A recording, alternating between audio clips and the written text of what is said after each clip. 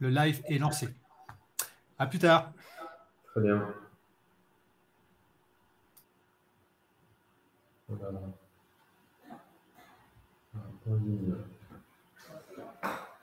Alors, d'ores et déjà, bonjour.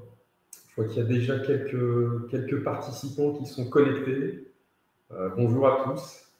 On va attendre 1 ou 2 minutes les différentes connexions, le temps que tout le monde ait eu le temps de cliquer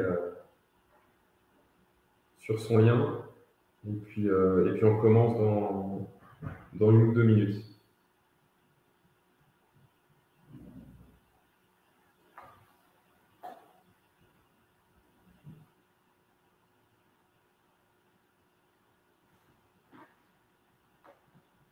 D'ores et déjà, pour les personnes qui sont en ligne, vous nous entendez bien, vous nous voyez, vous voyez la présentation. Vous pouvez utiliser le chat pour nous répondre. Bonjour, bonjour Eugénie.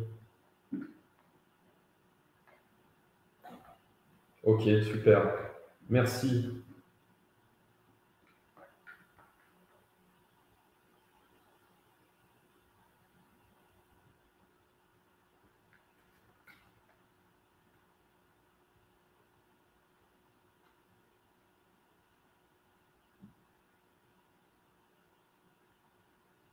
Merci Lucie, merci Daniel.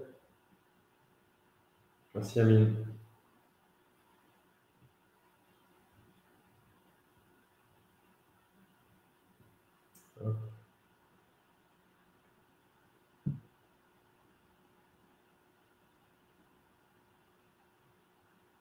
Bonjour Brigitte.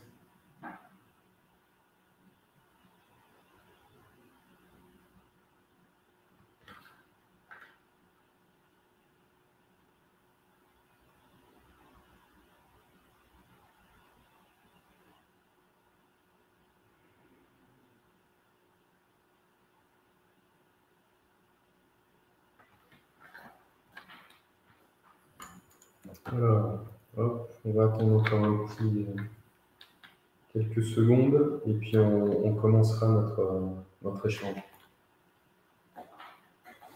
Allez, on y va. Il est 32, donc merci d'être avec nous pour échanger sur ce sujet de la maîtrise réglementaire paye et gestion des temps. Ce qu'on va commencer par faire, c'est tout d'abord se présenter. Donc je suis Olivier Viva, associé au sein du cabinet HR Conseil. Et ça fait un peu plus de 20 ans que j'interviens sur des projets RH et SIRH auprès de nos clients et en particulier sur des sujets gestion administrative, paye et gestion des temps et activités. Bonjour à tous, moi c'est Lionel Bonzo. Ça fait 5 ans que je travaille sur des projets RH et SIRH, en particulier le déploiement de logiciels SaaS. Et depuis ces derniers temps, je travaille sur l'optimisation et la documentation de réglementaires, pays notamment. Mais je peux faire ce travail dans d'autres domaines RH. On va en parler lors de la démonstration de notre solution. Alors, petit rappel concernant HR Conseil. Donc, HR Conseil, c'est en effet un cabinet de conseil spécialisé dans la RH et le SIRH. On a un peu plus de 17 ans d'existence avec de nombreuses références depuis ces 17 ans.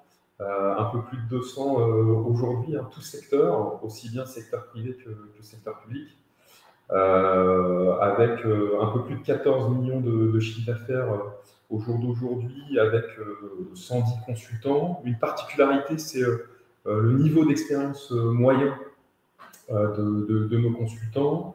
On a en effet un positionnement historique sur ces sujets paye et GTA, d'où les points qu'on va aborder aujourd'hui sur ces sujets réglementaires.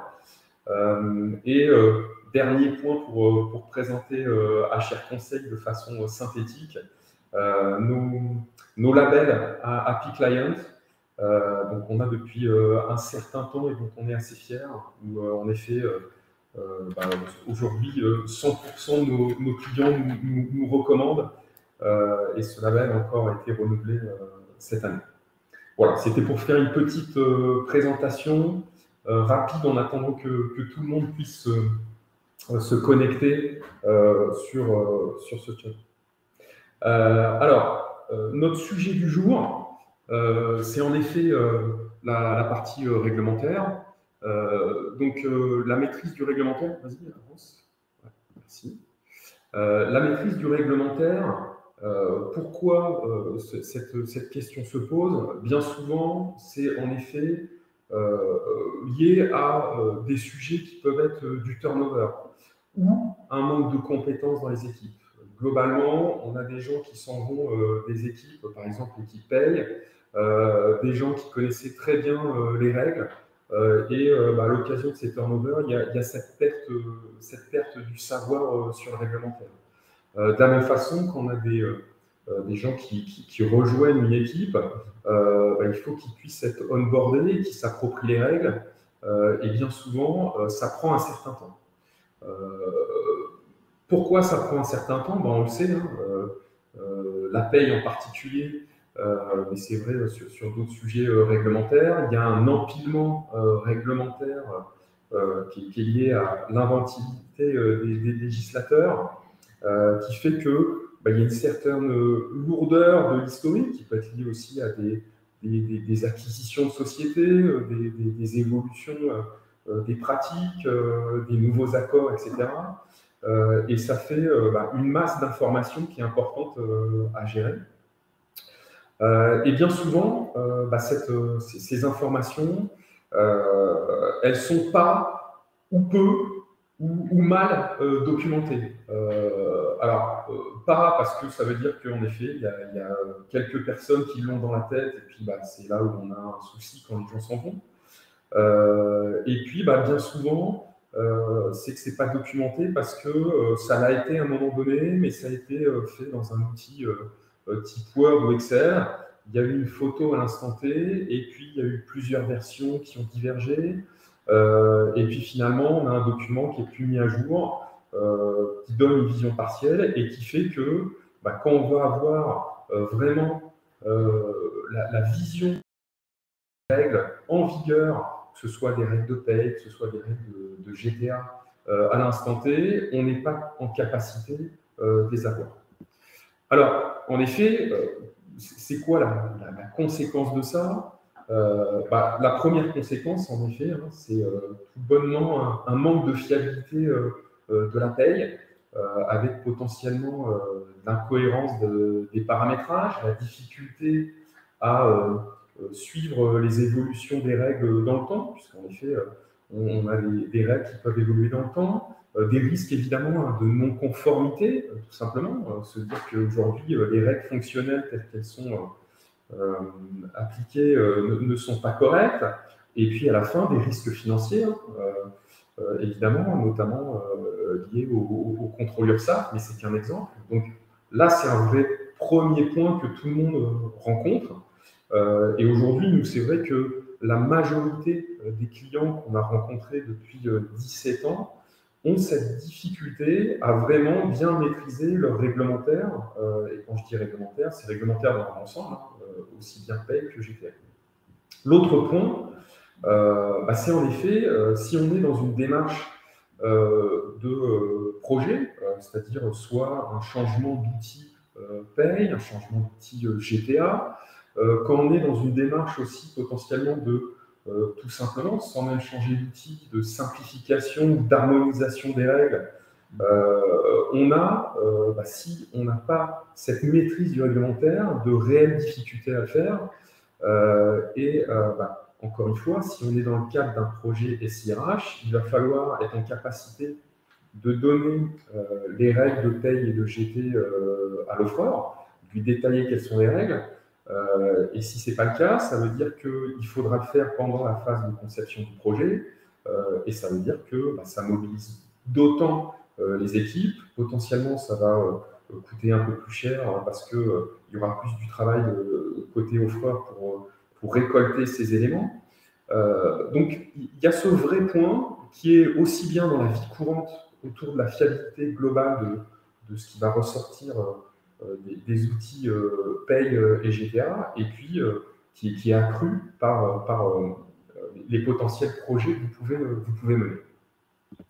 Alors, comment on fait justement pour sécuriser ces réglementaires GTA Pay et faire en sorte qu'on soit prêt aussi bien à sortir des payes justes et fiables au jour le jour et à aborder de futurs projets qui soient des projets strictement métiers réglementaires ou des projets de changement de SI.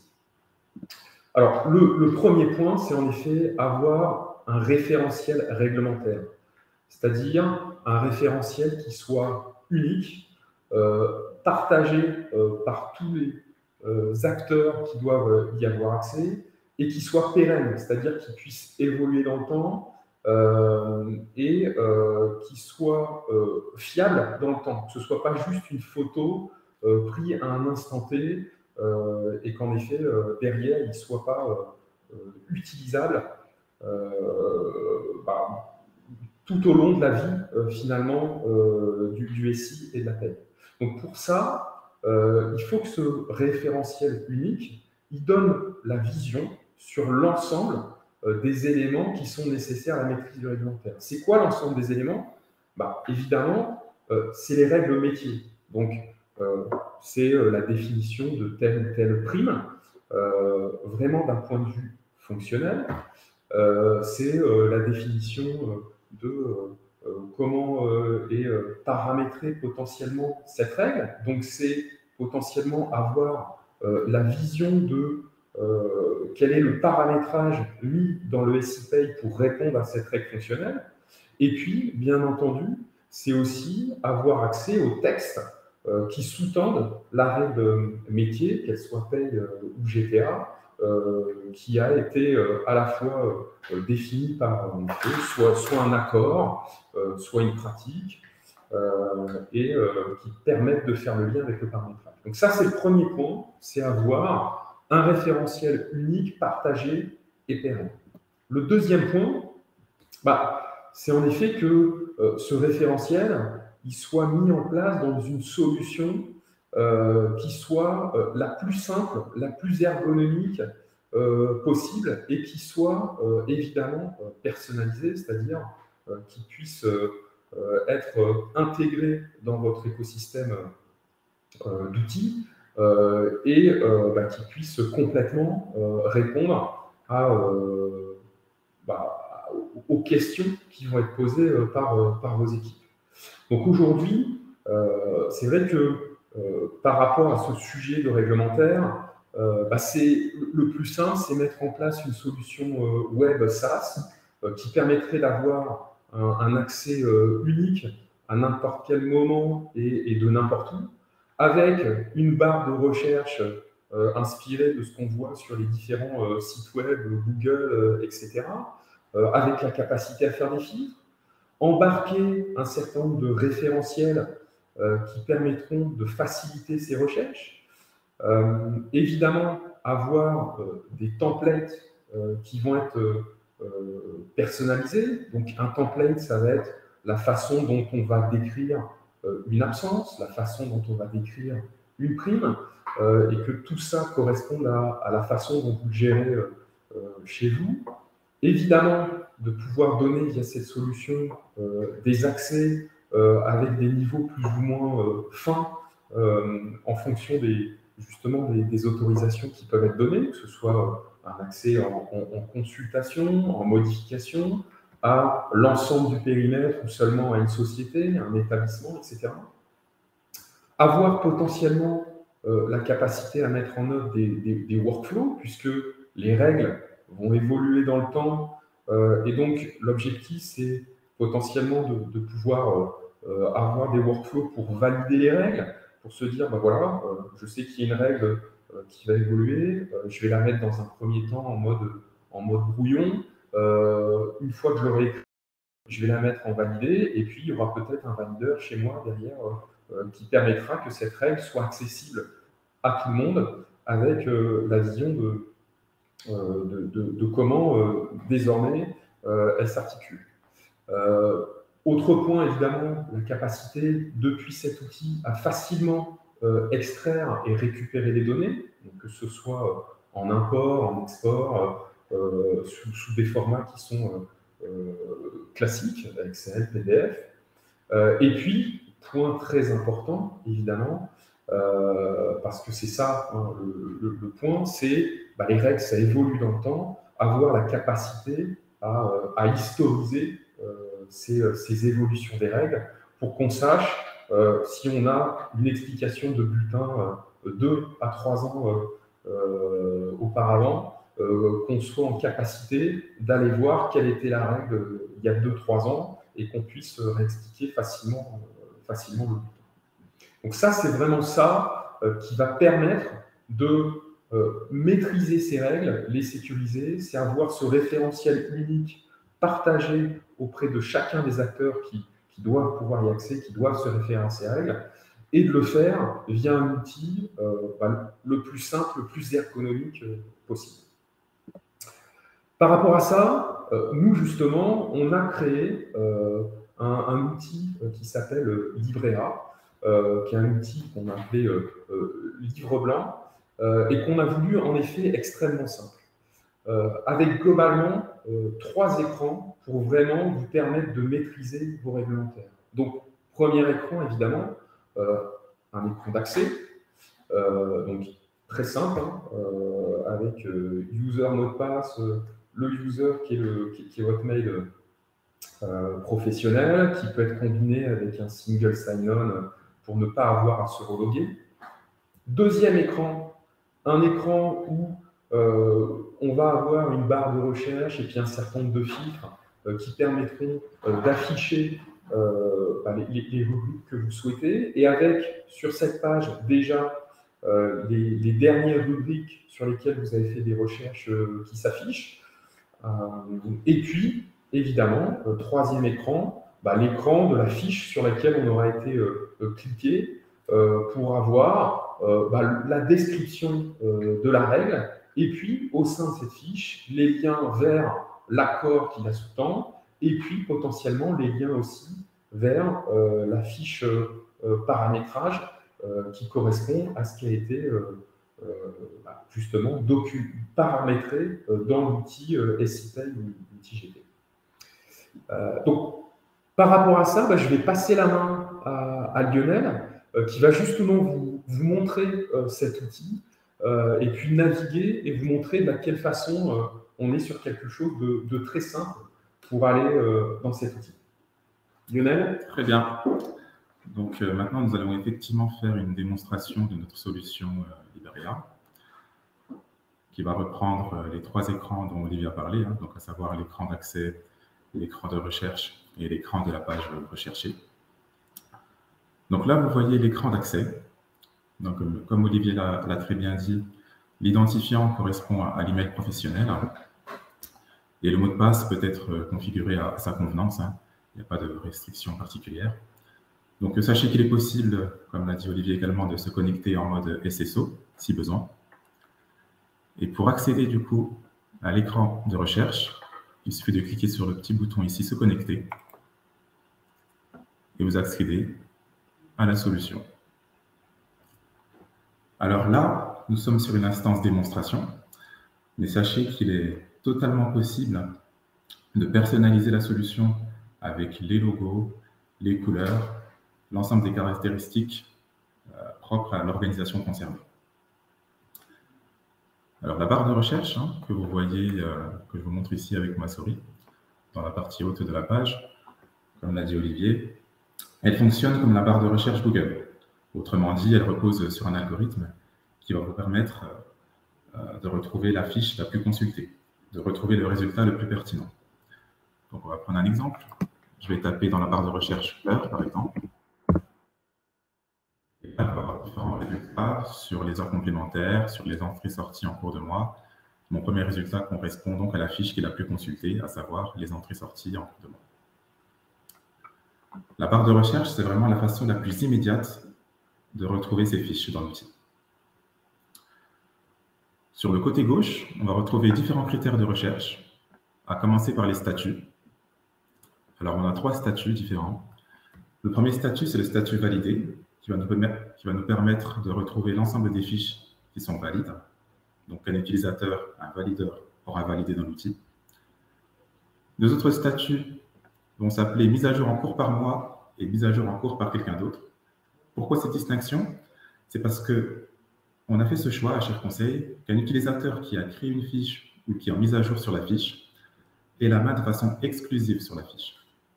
Autrement dit, si on recherche les fiches mises à jour en cours par mois, on trouvera uniquement les fiches sur lesquelles on a la main pour rédiger.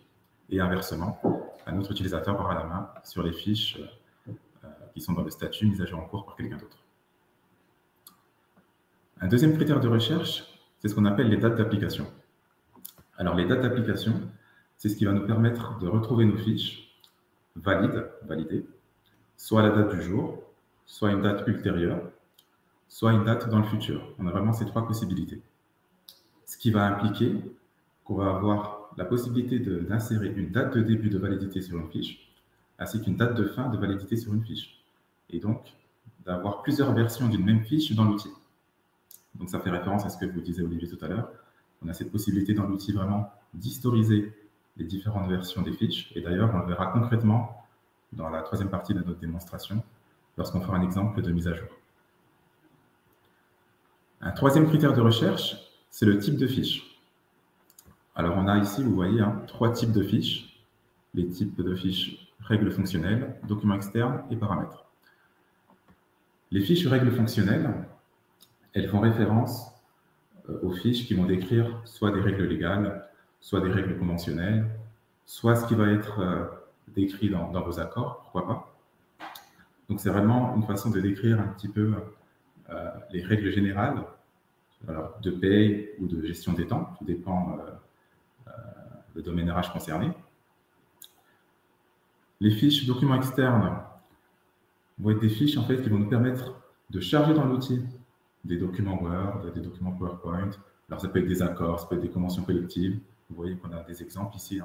Ça peut être des notes liées à des conventions, à des barèmes aussi. Et on n'a vraiment pas de limitation en termes de documentation. Ça aussi, c'est un point à noter. Et donc, ces fiches documents externes vont venir préciser les règles qu'on aura décrites dans les fiches règles fonctionnelles. Car l'une des possibilités de l'outil, et on le verra lors de la 3e partie, c'est de pouvoir associer une fiche document externe à une fiche règle fonctionnelle et d'ainsi venir, via un document, préciser la règle qu'on aura décrite dans la règle fonctionnelle. Sachez aussi qu'il est possible que ce document externe soit un lien URL Internet. Donc ça aussi, c'est un point à noter. Donc si vous voulez préciser une règle fonctionnelle à travers une page Internet externe à l'outil, il est tout à fait possible d'insérer un lien dans un document externe et de venir le rattacher à la règle fonctionnelle. Enfin, on a les fiches paramètres, donc je vous signale ici, qui vont être des fiches qui vont décrire le paramétrage en tant que tel. Alors que ce soit un paramétrage paye ou un paramétrage gestion des temps, tout dépend également du domaine RH concerné. Et pour parler un peu trivialement, on pourra décrire les rubriques concernées par les règles fonctionnelles. Et là aussi, on aura la possibilité d'associer nos fiches paramètres aux fiches règles fonctionnelles.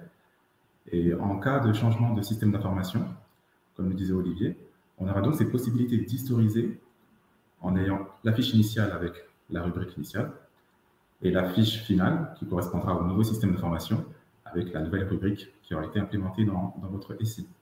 Donc c'est vraiment une possibilité que donne l'outil de pouvoir suivre l'évolution d'un système d'information via l'association de nos fiches.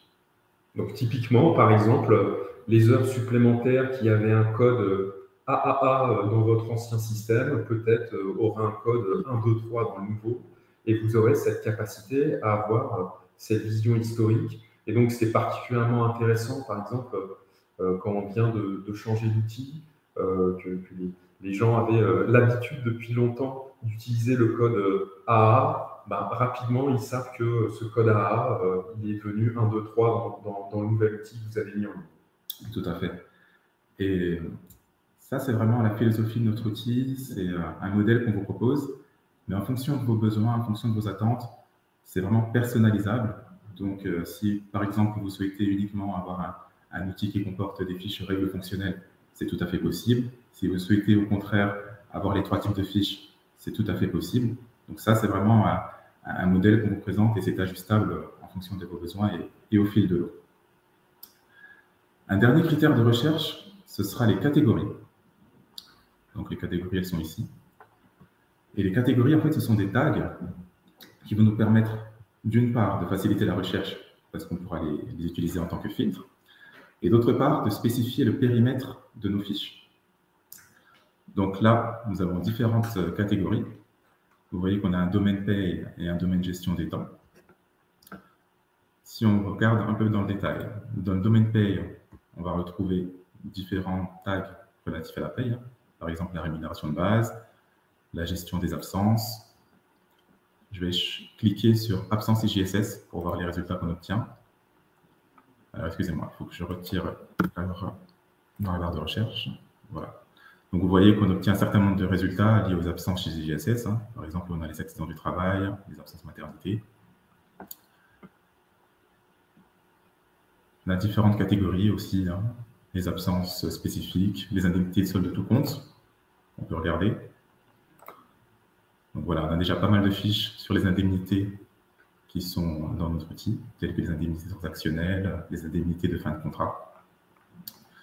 D'autres catégories peuvent concerner les catégories de personnel, les établissements, par exemple. Donc c'est intéressant de voir qu'on peut implémenter les établissements dans l'outil, puisque si vos règles sont différentes en fonction de vos établissements et de vos sociétés, vous aurez la possibilité de les répertorier dans l'outil et de savoir quelle société applique quelles règles.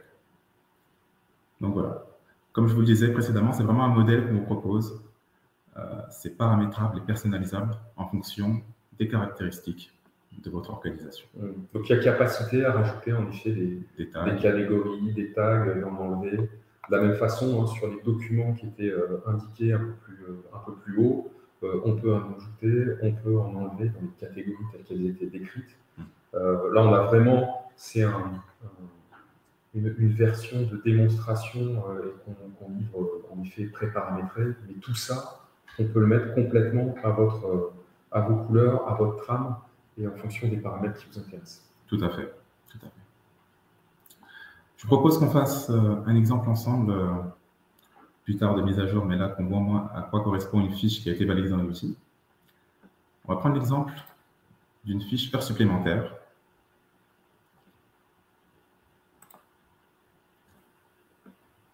Très bien, la voici.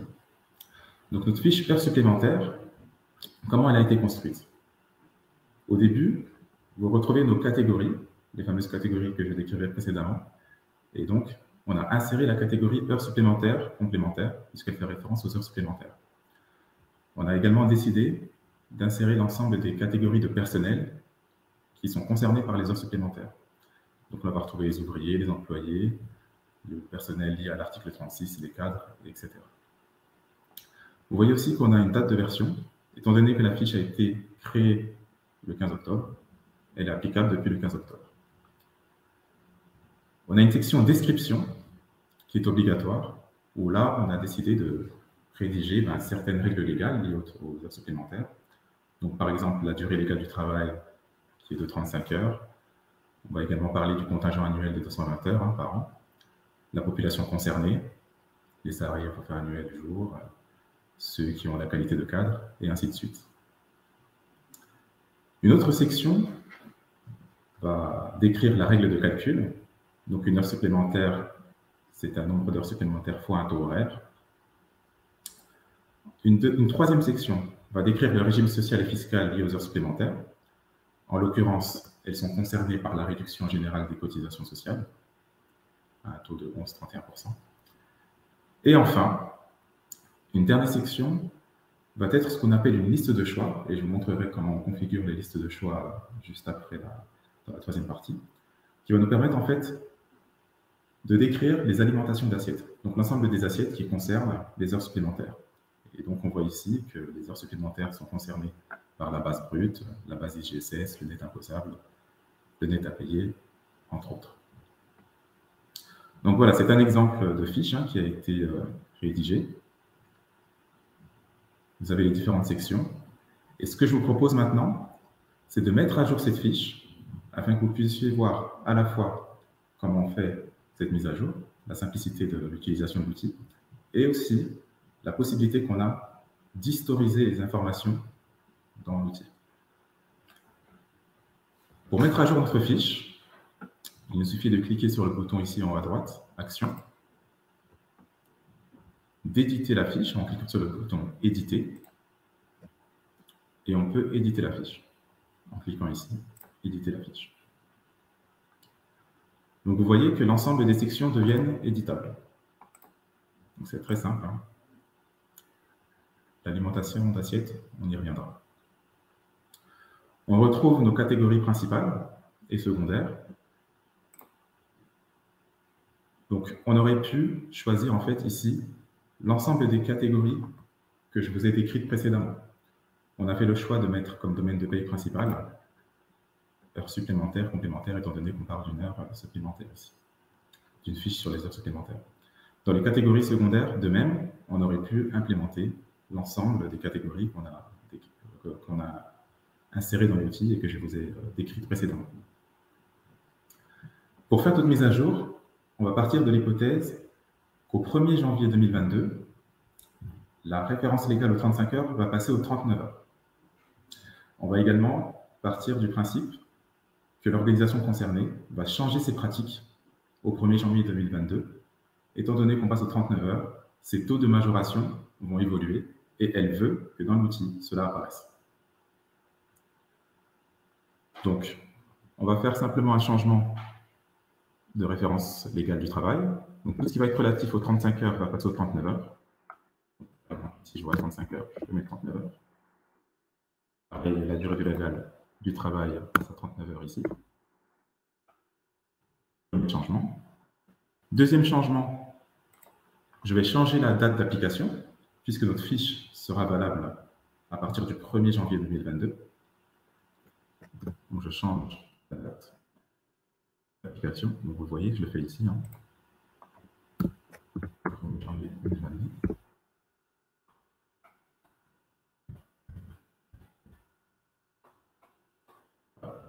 Je vais changer. Troisième changement, comme je vous disais, les pratiques internes de l'entreprise vont changer. Donc, on va rajouter une section qu'on va appeler pratiques internes. Pour rajouter une section, il faut aller en bas de la page et cliquer sur le bouton paragraphe de texte. On donne un titre à notre section, pratique interne. Et on va le faire très simplement sous forme de tableau, où on va insérer, bon, je vais mettre quelques exemples, mais les différents taux de majoration pour les entités de l'organisation.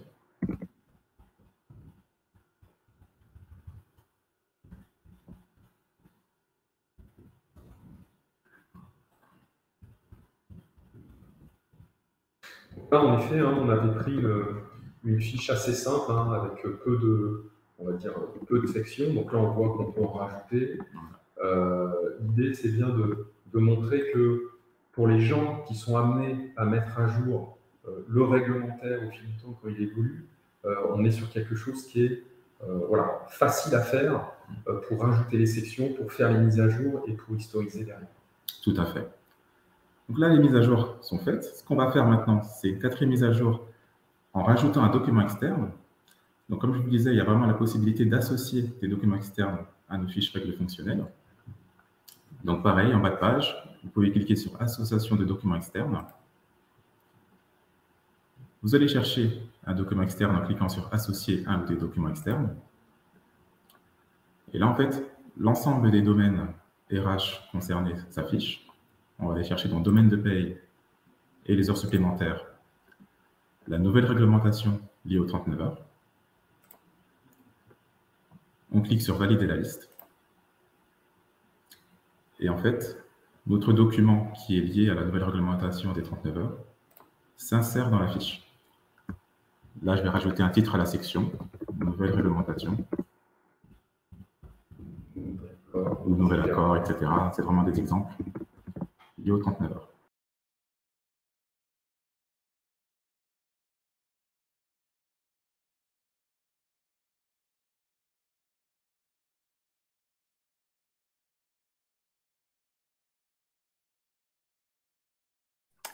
Olivier, nous avons perdu Lionel Gondo et le partage d'écran.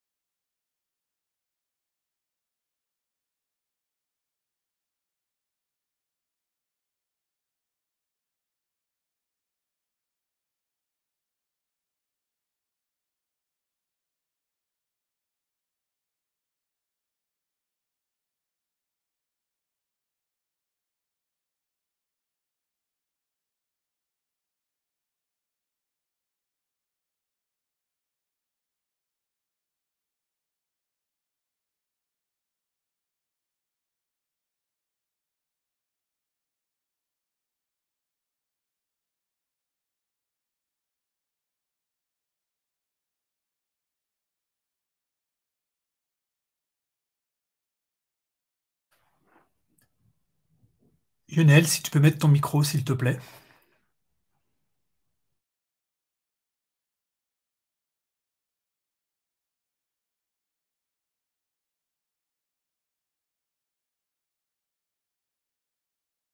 Et voilà. Là, c'est bon, vous nous entendez? Et Lionel, vous l'entendez? Est-ce que vous m'entendez? Oui, c'est bon, Lionel. Ok, très bien. Très bien. Donc, nous en étions à l'association du document externe. Et enfin, on voulait également vous montrer qu'il était très facilement possible de configurer une liste de choix. Donc, la liste de choix se présente comme ci. Vous voyez qu'on a les différentes assiettes concernées par les heures supplémentaires. Donc, on peut facilement cocher ou décocher les bases qui vont concerner les heures supplémentaires ici. Ok. Très bien. Donc, on considère que nos mises à jour sont effectuées, que la fiche est maintenant exhaustive et prête à être applicable au 1er janvier 2022. On peut valider la mise à jour en cliquant sur le bouton en haut à droite ici, valider la mise à jour. Très bien. On va ressortir de notre fiche pour voir ce qu'un nouvel utilisateur verra lorsqu'il accédera à la fiche mise à jour.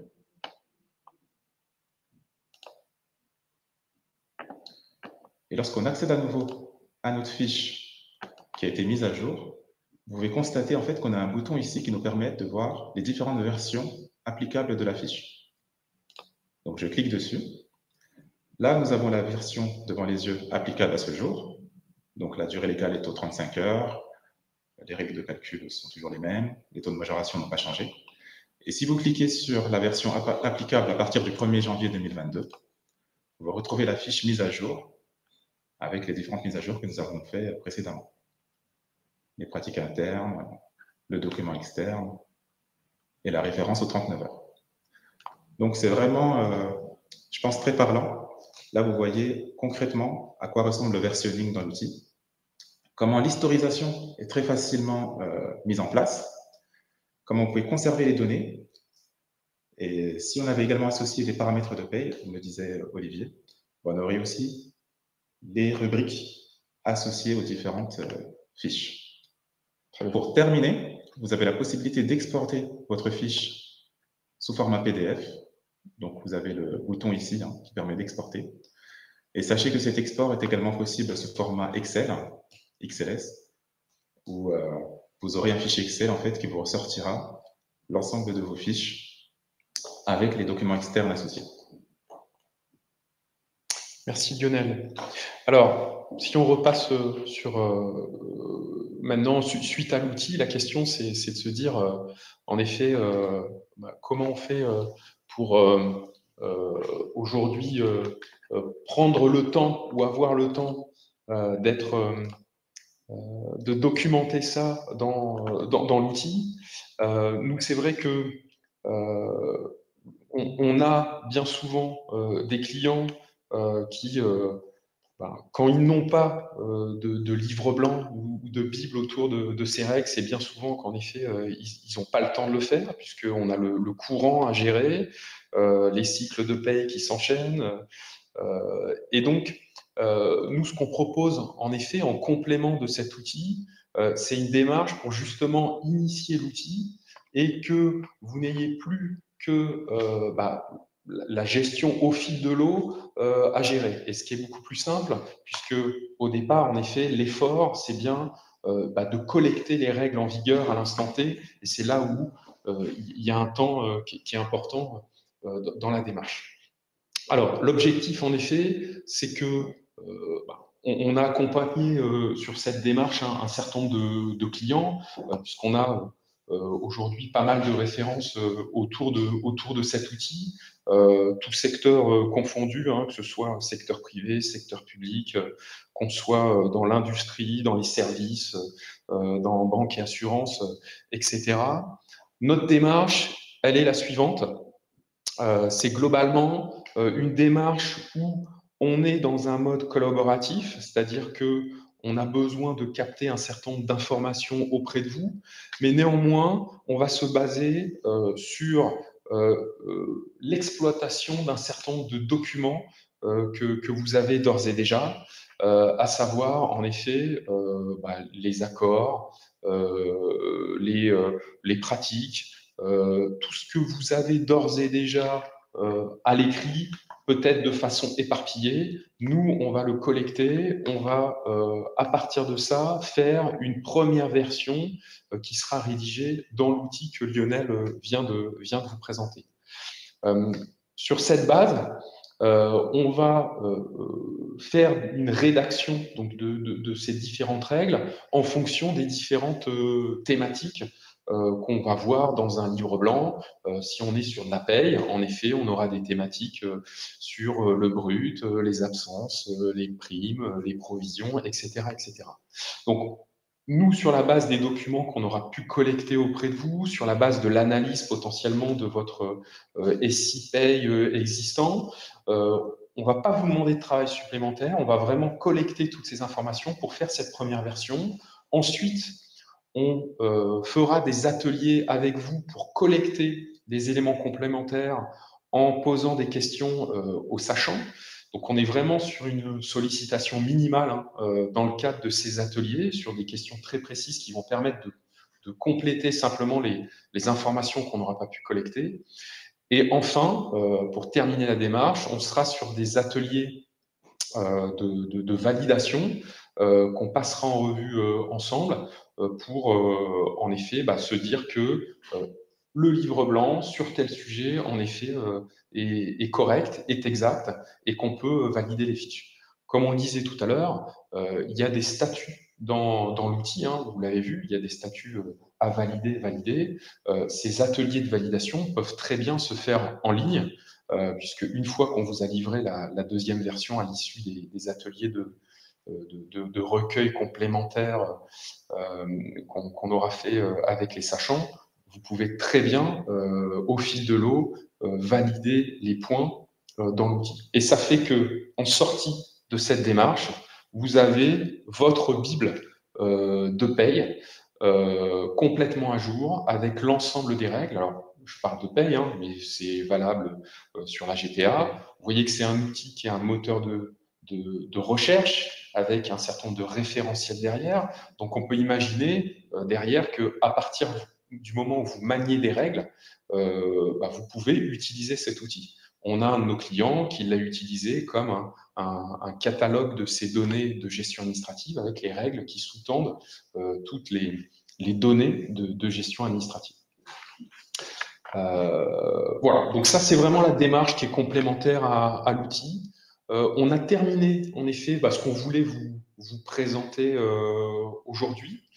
Donc on a un petit temps de questions-réponses si vous le souhaitez en complément. Évidemment, on sera au-delà de ce temps de questions-réponses qu'on a maintenant, et on est à votre écoute hein, si vous avez des questions via le chat pour y répondre. Si d'ores et déjà vous avez d'autres contraintes dès maintenant, on sera évidemment à votre disposition pour une présentation un peu plus étoffée de la solution, pour mieux comprendre les problématiques que vous pouvez rencontrer sur la maîtrise de vos réglementaires, hein, et puis évoquer comment, en effet, cette solution qu'on vous a proposée, cette démarche, peuvent être personnalisées pour vous correspondre complètement.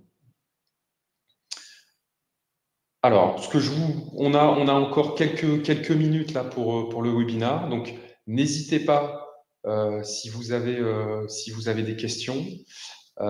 Et puis, sinon, là aussi, hein, on vous enverra le support avec évidemment nos coordonnées pour que vous puissiez, si vous avez besoin de compléments, qu'on puisse vous donner tous les éléments dont vous avez besoin par rapport à ça.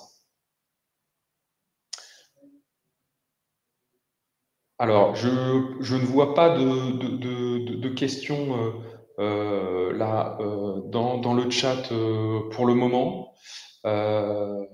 Donc, sauf si vous avez des questions, vous êtes en train de les rédiger. Mais sinon, ce que je vous propose en effet, vu qu'il est 15, qu'on est arrivé au bout de notre créneau, c'est de vous remercier de votre attention et de vous dire que, en effet, on est à votre disposition après cette session pour prolonger l'échange. Merci beaucoup. Merci à vous et à bientôt. Et bonne fin de journée à vous. Bonne journée. Au revoir. Au revoir.